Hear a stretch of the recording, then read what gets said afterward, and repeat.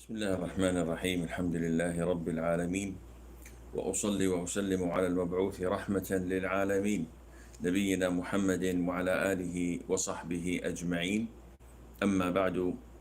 Dear brothers and sisters in Islam, Assalamu alaikum wa rahmatullahi wa barakatuh. The ritual of Hajj is quite a long and complicated ritual, but with the grace of Allah Azza wa Jal, it is an easy one once you can comprehend it.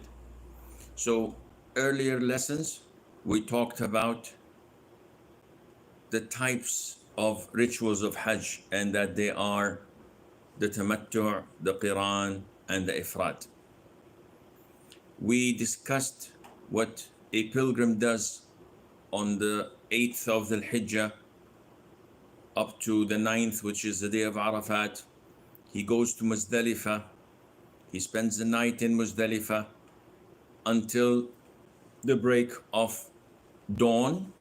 Then he prays Fajr. Once he prays Fajr, it is recommended for him to go to the area called Al-Mash'ar al-Haram, where there's a mosque at the right moment there.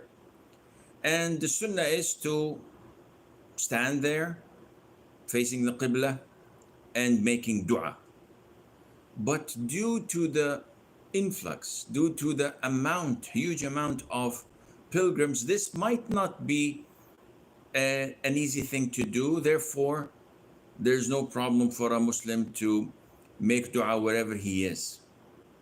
And once the sun or the light is out, before sunrise, they should move, all the pilgrims, to Mina. If you have a map, you will find that the ritual places, you have Mecca, and to the east of it, you have Mina, and then to the east of it, you have Muzdalifah, and then you have Arafat. And in Mina, there are things that you must perform. And this is why it's called the Grand Hajj, Yawm al-Hajj al-Akbar. Because the vast majority of tasks in Hajj happen in this day or on this day. The sequence of them are as follows. 1, you stone Al-Aqaba, the Grand Jamrah. You slaughter your sacrifice if you are a mutamatti' or a qarin. Then you shave your head or cut it short. Then you perform tawaf and sa'i of Hajj. This is the sequence that the Prophet did, sallallahu alaihi wasallam. So we march or we ride from Muzdalifah to Mina. Once we reach Mina, we will find that ahead of us there is the small Jamara, and 100 and plus meters ahead of it there is the medium Jamara, and then about less than 300 meters away from it there is Jamaratul Aqaba, which is closest to Mecca and furthest from Mina. So you head straight to Jamarat al-Aqaba. Now, you should by now have in your custody 7 pebbles. Most jurors say that you are advised to collect them from Muzdalifah because the night time is long and you don't have anything to do. So in order not to be occupied or preoccupied in Mina on the day of Eid in the morning looking for pebbles, no, collect it from Muzdalifah. However, if you look into the Sunnah of the Prophet ﷺ, you will not find that the Prophet ﷺ collected it from Muzdalifah. So it is, Mina is not something that is advisable.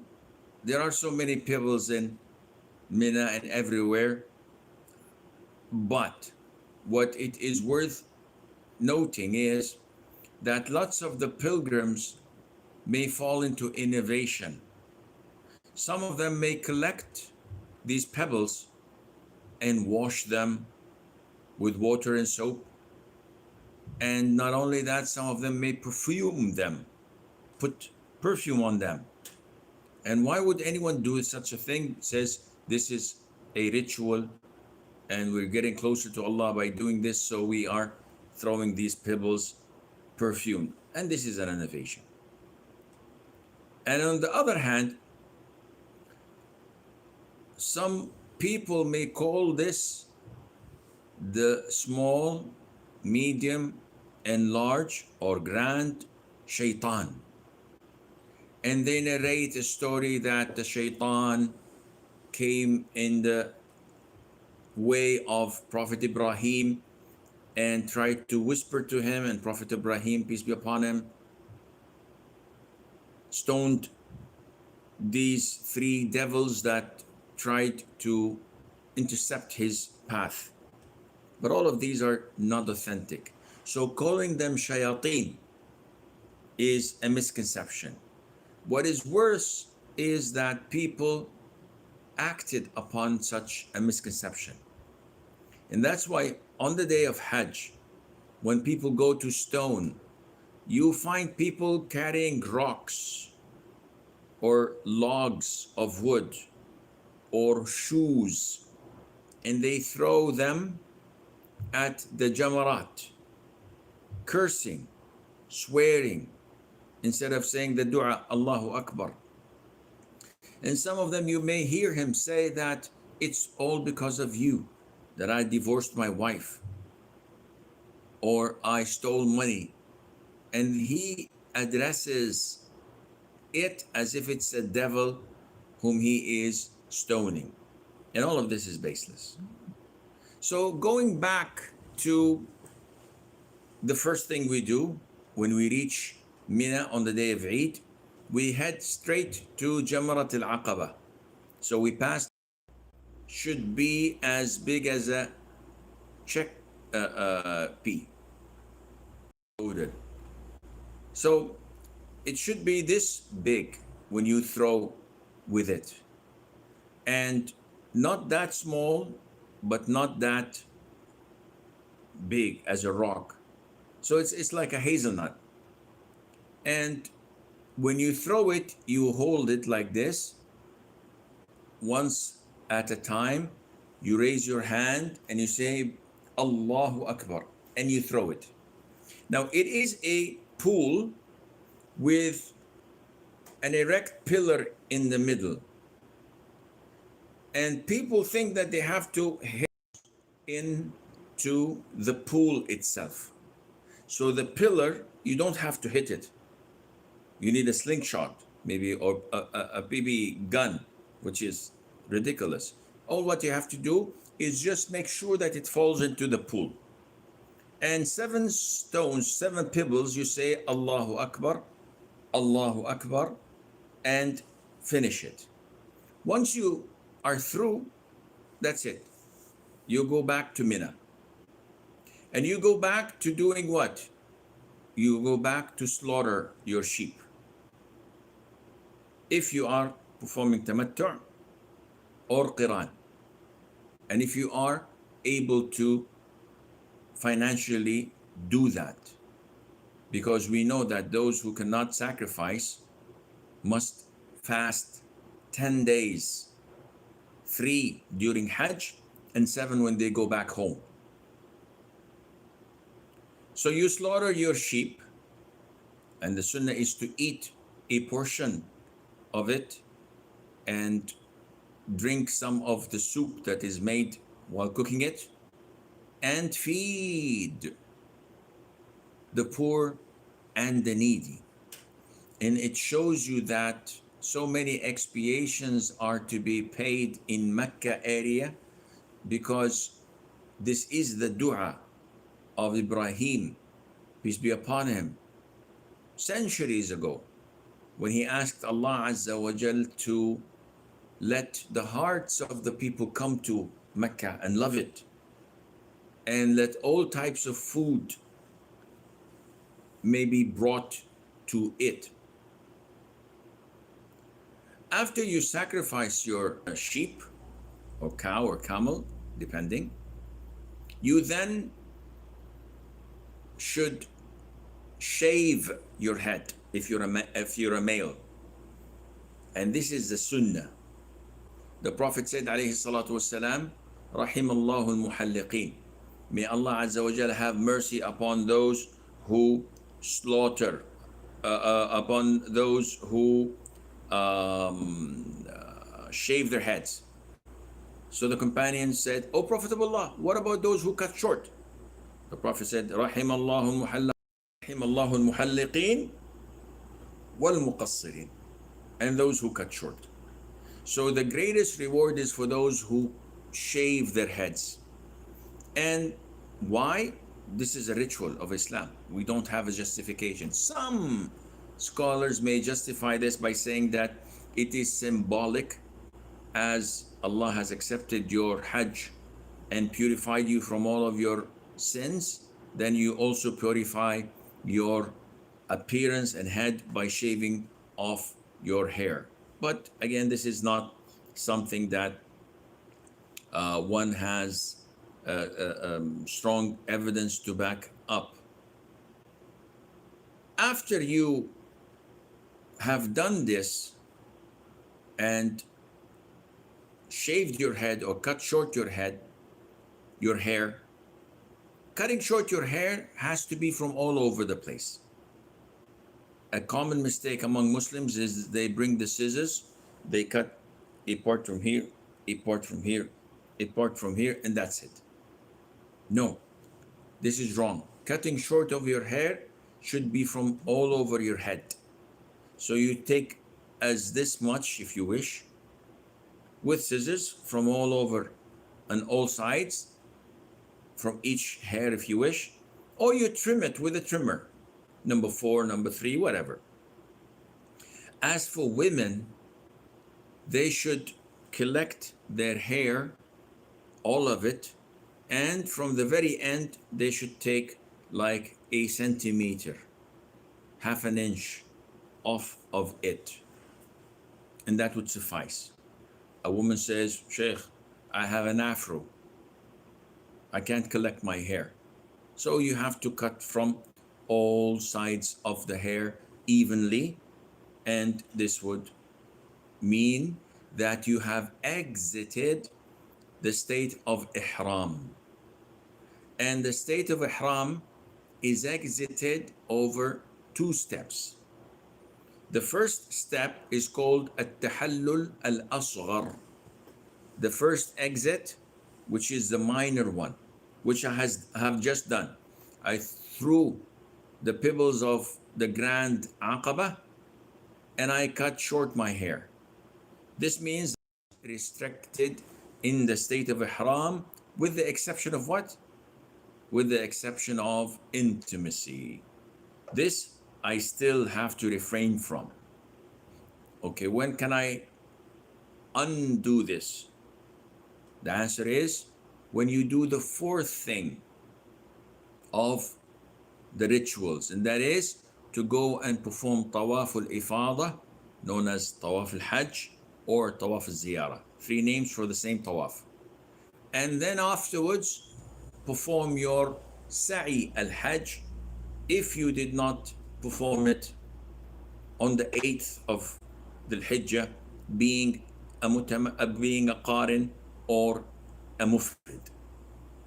And if you don't understand, you have to go back to these classes where I said that it's an option that a person performing qiran or ifrad is given on the 8th of Dhul Hijjah, before going to Arafat, before anything.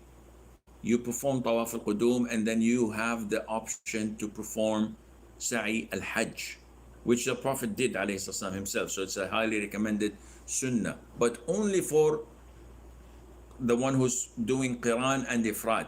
The one who's doing tamattu' is unable to do that. Going back to the 4 or 5 things you have to do on the day of Eid. The sequence are: 1. You have to throw 7 pebbles at the Jamaratul Aqaba. 2. You have to sacrifice your hadi. 3. You have to shave or cut short your hair. 4. You have to perform tawaf al-ifada. 5. You have to offer sa'i al-hajj if you did not offer it earlier. Now, having said that, what about if we miss some of these rituals? What if we do some before the other? Well, the Prophet ﷺ, on that glorious day, Prophet of Allah, I didn't know or I didn't realize, so I slaughtered before I threw the stones, or I slaughtered before I did this or that, or I performed sa'i before tawaf, or I shaved before I threw the stones.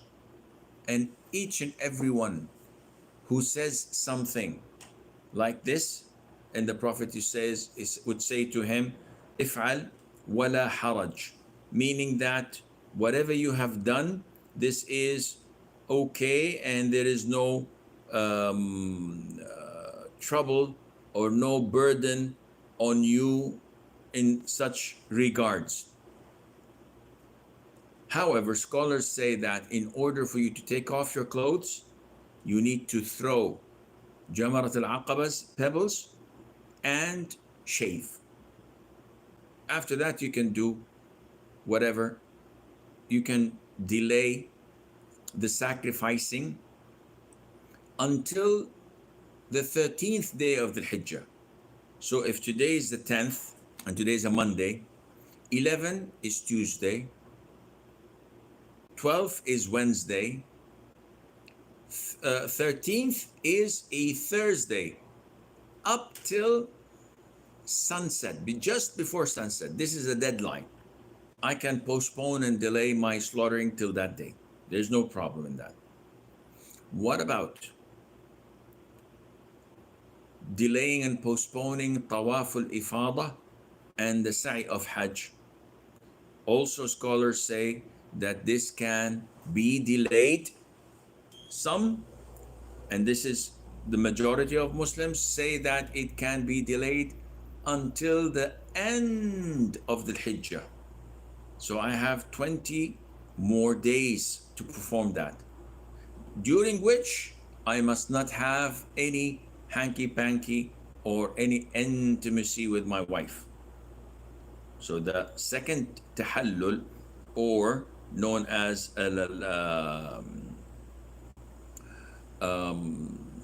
exiting of ihram, cannot be done until I perform tawaf and sa'i of al-hajj. Now, what about stoning? This is permissible. And if you see that it is too crowded, you can even postpone it until midnight. No problem.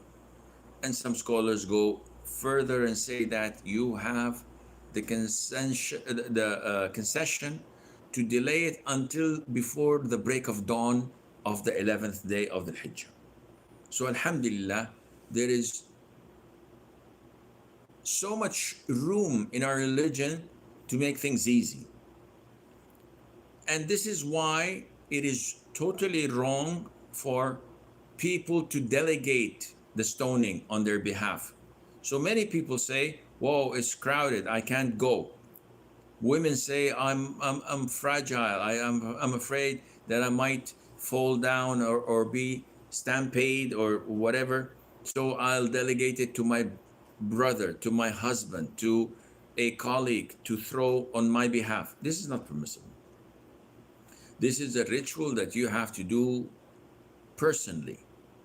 Now, having said that, if you have a legitimate excuse that prevents you from stoning yourself due to health hazards, you can do that at nighttime. The rush is only after dhuhr or in the morning or the daytime. After Maghrib, it is cooler. The people are tired. They retire to their camps. They sit. They want to relax. So most likely, it is not as hard to do during the evening or the nighttime. And we see people, subhanallah, on their wheelchairs, insisting to be taken there to throw the pebbles themselves, while you are fit and healthy. You can do that. Why are you delegating it to someone else? This is, of course, not recommended nor permissible unless someone has a legitimate reason to do so.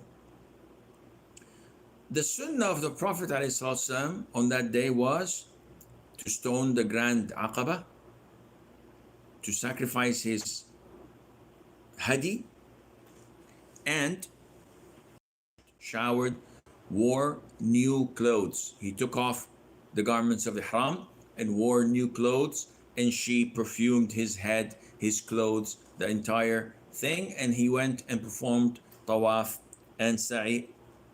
Actually, he went and performed tawaf of al-hajj. He did not perform sa'i because he did that already earlier.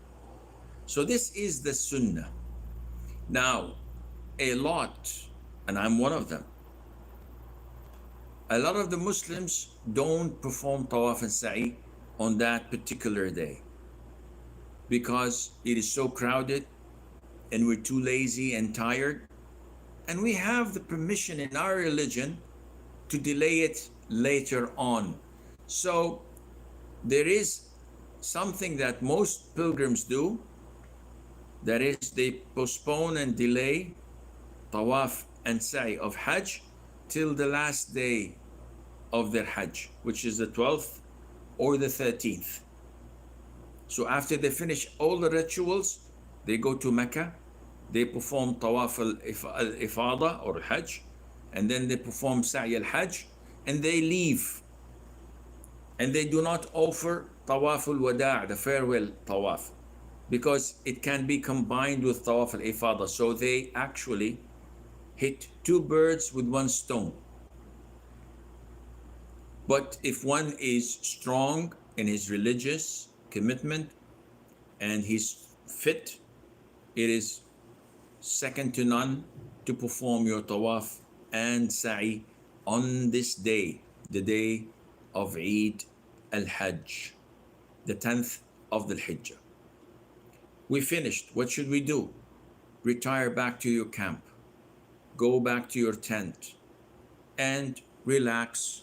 Spend your day and night remembering Allah, reading the Quran, exchanging visits with the Muslims, talking to Muslims from other nations about the affairs of Islam and the Muslims and how things in their country and what can be done to improve calling people to Islam and to get the Muslims to practice their religion better. So this is a season where you get to, this is about it. Now we move to the second day of the Hijjah, which is of Hajj, that is, which is the 11th of Dhul Hijjah. So what are the rituals to be done on the 11th? Actually, the 11th and the 12th are similar in activities. And the activities are very limited. You simply collect 21 pebbles, 7 for each, And the stoning time begins at noon when the adhan is given for dhuhr. You remember saying that dhuhr time, if we have an erect object and the sun rises from the east, as the sun rises, the object has a long shade. As it rises, the shade decreases and decreases and decreases until the sun is in the middle of the sky and the object has no shade. The moment the sun heads a bit to the west and the object has a little short shade, this is called az-zawal. And this is the time that the adhan is given, and this is the time when dhuhr is due. This is the time that a pilgrim can start his stoning. And the majority of scholars say that if a pilgrim stones 5 minutes before that, his stoning is not valid. And the reason that we follow this so seemingly strict ruling, because if other scholars say, or other schools of thought say, that it's okay to throw in the early morning, that would reduce the crowd in a sense. But why do you follow such a strict ruling? The reason is that this is what the Prophet did, alayhi salatu wasalam. So by no means it's these stoning places, Jamaratul Sughra and Jamaratul Wusta and Jamaratul Aqaba. And he stood there asking his companions, did the sun started to decline to the west? Hal zalat al-shams? Is it time for dhuhr? And they said, no, not yet. And they asked, shall we stone? And he said, no, wait. And he asks again and again and again whether it's time or not. And the people say, no, it's not time. Until they tell him, yes, O Prophet of Allah, it is time. Meaning the sun has gone towards the west and the erect object has a small shadow. Only then the Prophet said, Al-an armu, now we should stone. And he started stoning alongside with the Muslims. Now you tell me, what do you understand? When the Prophet ﷺ, who is accompanied by so many Muslims, and they are under the sun, and they're all waiting for his signal to start stoning, yet he does not give that signal to them until he is notified that the sun has gone towards the west and it is time for dhuhr. What do you understand from this? Anyone would have said that if it were permitted, the Prophet would not have placed hardship upon his ummah. So this is the time of stoning. There are rituals that you cannot play with.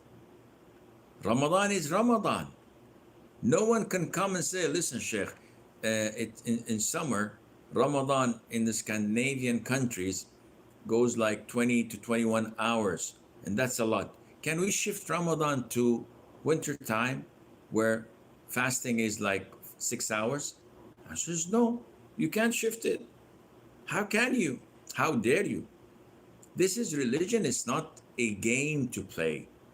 So as long as it was prescribed by our Prophet ﷺ, he's the one who designated this time, we should comply and follow that. So we begin to stone forward to the right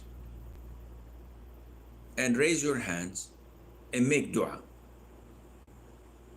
facing the Qibla. Make dua, say what, Sheikh? Anything you want. And after you finish making dua, you go to the middle Jamara and you do the same process of stoning it 7 times, saying Allahu Akbar with each throw. And then you go a little bit to the left, facing the Qibla, raise your hands and make dua shorter than the one before. And then you go all the way to Jamarat al-Aqaba and you throw 7 pebbles and you go back to your camp without any dua and without any raising your hands. This is the sunnah of the Prophet ﷺ, which most of the Muslims neglect nowadays. They just go like Speedy Gonzales, throwing 7, throwing 7, throwing 7 and leave. They don't want to spend their time making dua in tranquility, not rushing things, not pushing others, not fighting. They want to do everything in a quick pace, and this is wrong. Hajj, time stops during Hajj. As I said earlier, you are out of your comfort zone.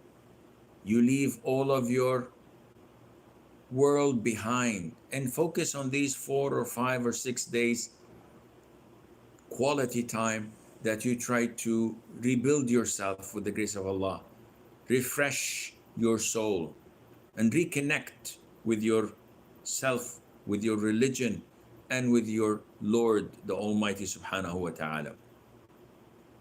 After you finish, and you remember this is the 11th day, after you finish, you go back and retire to your camp and spend the whole day until the 12th of the Hijjah, which is the following day. Now, on the 12th of Hijjah, you have an option. Either to do what you had done yesterday, pack your bags and go to Mecca.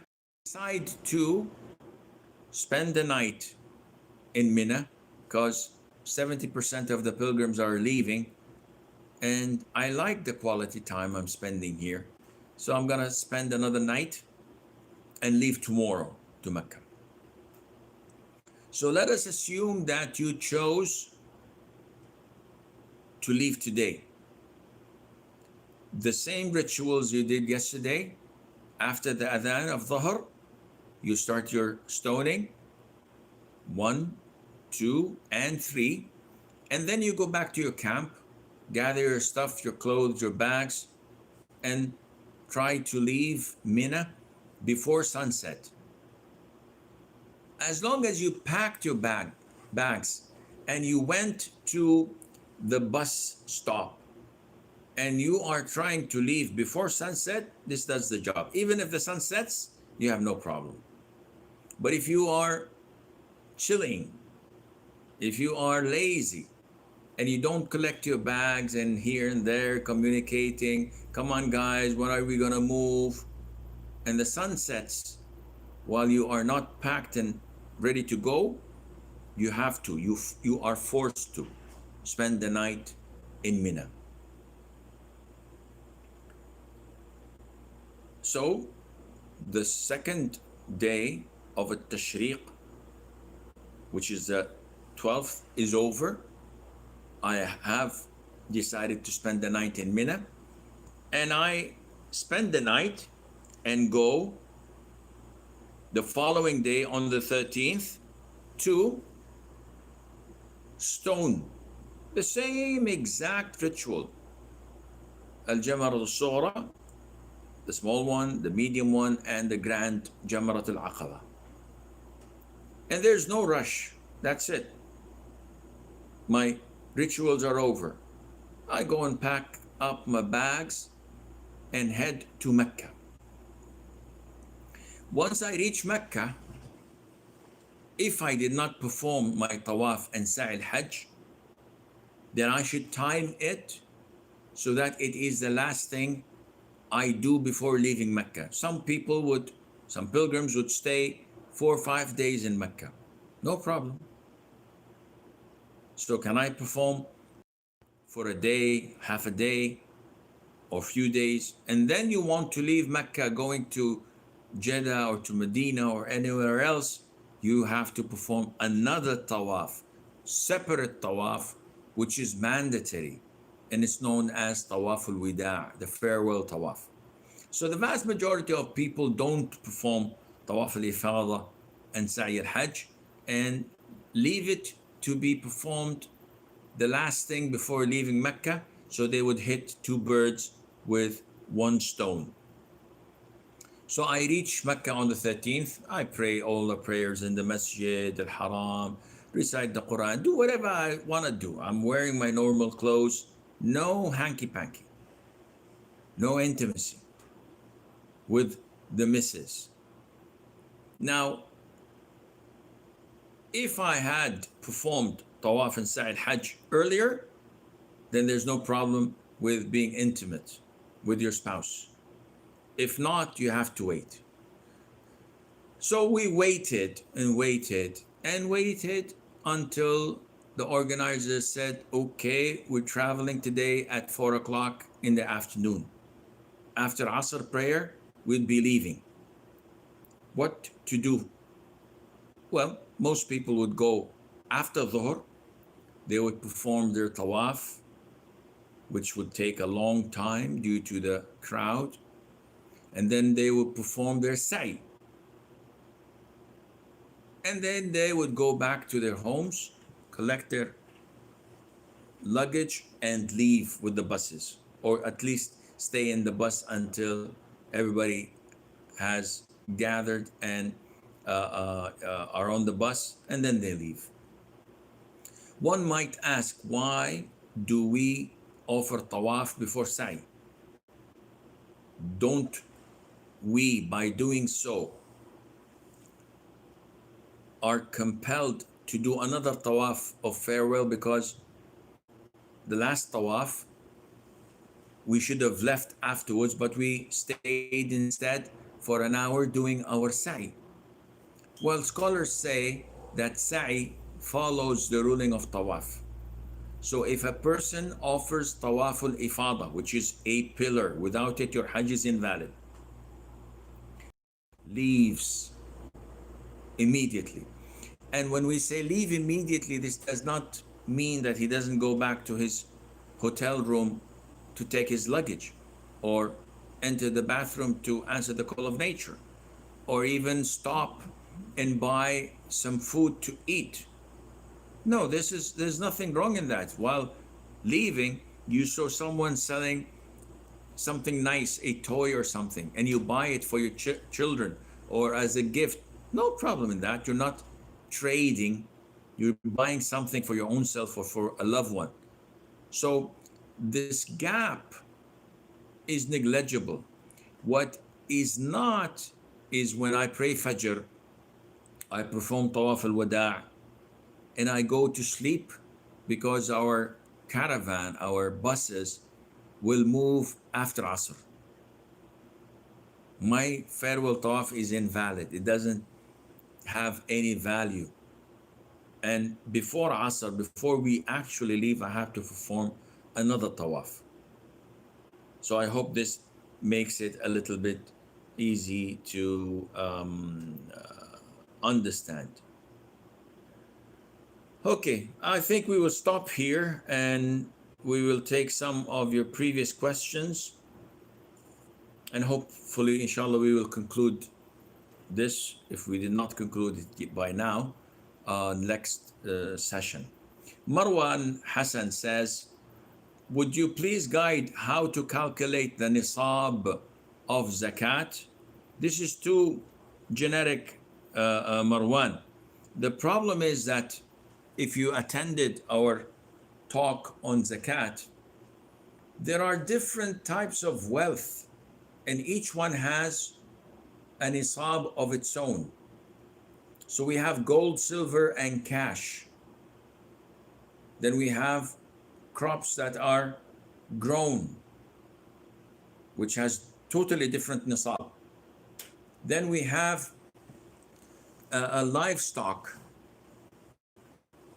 and this camels, cows, and sheep have different nisab, different age category, different zakat.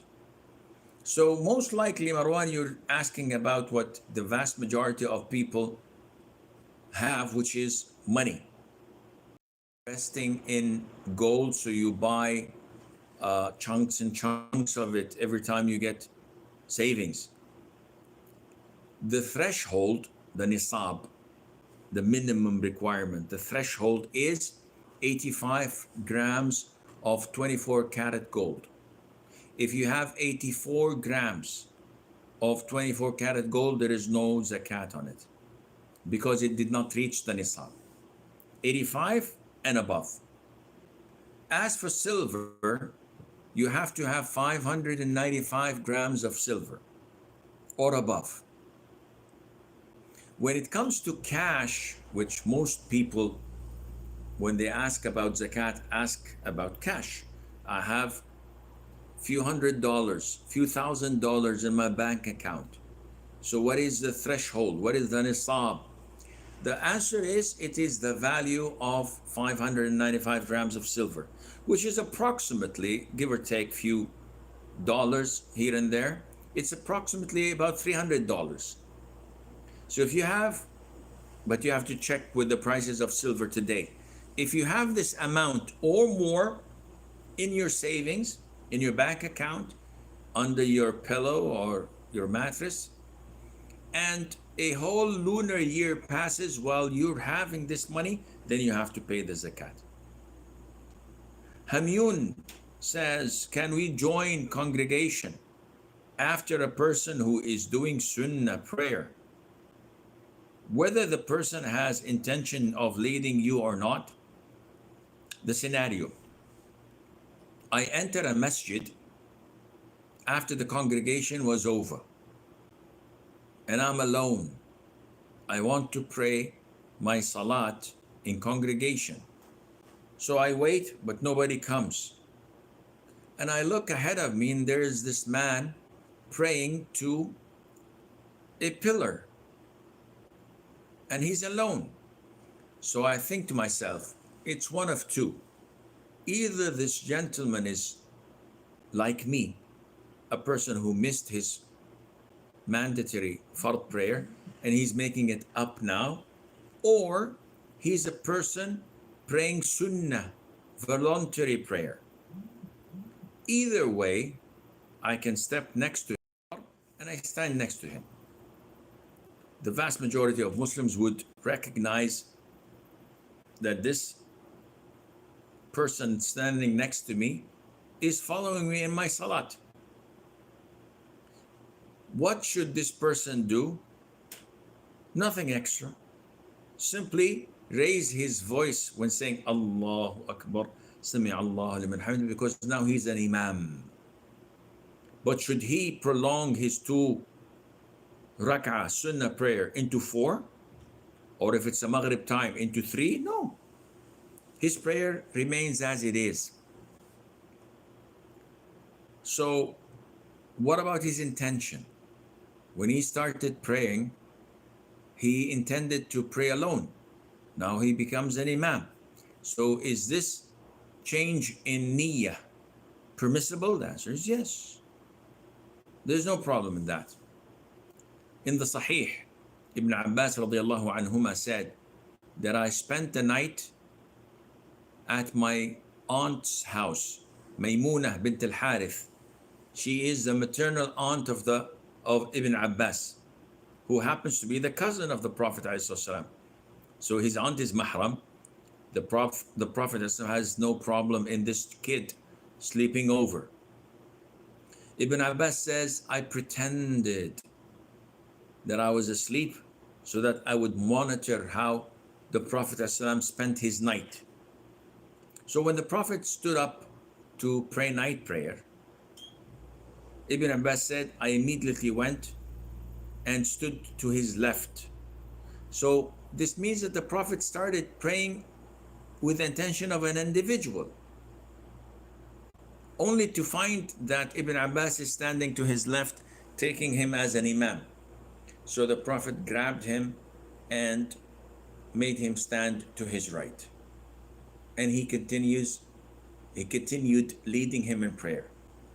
So the Prophet here changed his intention from an individual into an imam, and there's no problem in that. Fatiz, and another third fatiz. Is it permissible to eat with your brother's wife in the same plate? The answer is dangerous. The Prophet once said, alayhi salatu wasalam, do not enter upon women. Do not enter upon women. Meaning that I'm a non-mahram, do not mix and enter a room with non-mahram women in there. So a man stood up and said, O Prophet of Allah, what about al-hamu? What about the brother-in-law, my brother, or my uncle, to enter upon my wife? What's wrong in that? The Prophet said, alayhi salatu wasalam, al-hamu al-maut, which means that your in-laws, the in-laws of the woman, are like accepting death to enter upon her. When you allow your brother to mix with your wife, this is a recipe of disaster. When you allow your uncle to mix with your wife, you are putting fuel next to fire, and you pray to Allah it does not ignite. This is human nature. So it is not permissible to mix with your sister-in-law, let alone eating from the same plate, which gives the possibility of touching one another. And what kind of a man would allow such a thing to happen? May Allah Azza wa Jal protect us all. Rohan Khan says, how different qira'at of the Quran are mutawatir? Ulum al-qira'at, the different recitations of the Quran, this is a science by its own that has its own scholars and students. Mutawatir, for those who may hear this word for the first time, a tawatur is when, see, in Islam, our religion is the only religion that has preserved words and teachings. Sallallahu Alaihi Wasallam. And this was done by what is known as narrators of, or chain of narrators. So a generation gives to another generation, to a third, to a fourth, to a fifth, until the compilers of the hadith noted it down and written it and authenticated it. And in the science of hadith, as well as in the science of Quran, there are classifications of such narrations. So we have what is known as al-ahad. We have something known above it is al-mashhur, al-aziz, al-mashhur. Then we have something that is al-mutawatir. So ahad means that in the 4 or 5 generations, one has narrated a hadith or an incident. And this doesn't mean it is weak or not famous. One of the most famous ahad hadith is the hadith of Umar. May Allah be pleased with him. إِنَّمَا الْأَعْمَالُ بِالنِّيَّاتِ. Verily deeds are judged by their intentions. Only Umar narrated this hadith. But the companions who narrated it through Umar are in tens. The tabi'een are in hundreds. The tabi'een are in thousands. But because there was one person in that level or two that does not reach the level of tawatur, they call it ahad.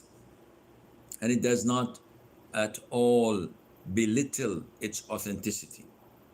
Now, mutawatir, on the other hand, is something that in each generation or each layer a huge group of people that could never collaborate online narrated it to another huge amount or number of people, to another and to another to another. So this is called mutawatir. If someone comes to you and says, Akhi, there's a fire in the mall next to your home, you people came to you from nowhere, they don't know one another and you know them well, and they all told you about this, you would take this for granted even if you don't see it. So this is al-mutawatir. In Quran, the Quran that we recite is mutawatir because it was taken through a huge number of companions, given to a huge number of tabi'een, given to a huger number of tabi'een, and so on. So the Quran we have at hand is not something disputable, or maybe this is not authentic, maybe it is mutawatir. How to learn this? You have to learn the science of qira'at, as so many reciters of the Quran have their chain of narrators. So I learned from my sheikh learned it from so and so, his sheikh, and they give you the chain of narrators to Zayd ibn Thabit, for example, or to Abdullah ibn Mas'ud, or to whatever, to the Prophet ﷺ directly. So this is the chain of narrators, and it is mutawatir or mutawatir because the Quran is something that no one ever doubts or disputes upon. With MBRSHR, maybe Mubashir, I want to ask about the ruling of the Muslim who converted to other religions. Well, this is clearly stated in the Quran, it's stated in the Sunnah, and the consensus of all Muslim scholars state that any person who changes his religion is an apostate, and he is to be looked through a Muslim court where a panel of judges question him, interrogate him, try to bring sense back to his head, not to leave Islam. Because leaving Islam is treachery. To bring sense back to his head. To bring sense back to his head. If he's defiant, insisting, nope, I want to change from Islam to Buddhism, I don't want Islam, then they give their ruling and verdict to the Muslim ruler. And the Muslim ruler is the only person authorized to execute such orders and verdicts coming to him from the Muslim court. So such punishments cannot be implemented except by the Muslim ruler. If there is no Muslim ruler, there are no such capital punishment. So if the Muslim ruler looks into the verdicts and decides that the punishment for apostasy is execution, this is his legal right. It's a sovereign country. It's an independent judicial system. And it's a religious verdict given by qualified Muslim judges. So if the ruler sees it's fit, then he would execute that individual. One would say, oh, Sheikh, this is too severe, this is too harsh, this is barbaric, a'udhu billah. This is the religion of God, and it's not to be implemented or done except by the Muslim ruler. So it's not for me or any Tom, Dick, or Harry who sees a person who becomes an apostate to take a shotgun and blow his head off. I would be executed for that. Yeah, but he committed apostasy and we have to kill him. No, who said you have to kill him? This is the obligation of the Muslim ruler. If there is no Muslim ruler, then there's nothing to be done as such. So you have to take this through the channels. In many countries, if a citizen betrays his country by spying to another country, they would execute him. This betrayal is to the religion of Islam, to Allah Azza wa Jal, the Muslim ruler. So I think we will postpone the other questions, inshallah, till next session, that is on Thursday. Until then, I leave you fi amanillahi wassalamu alaikum wa rahmatullahi wa barakatuh.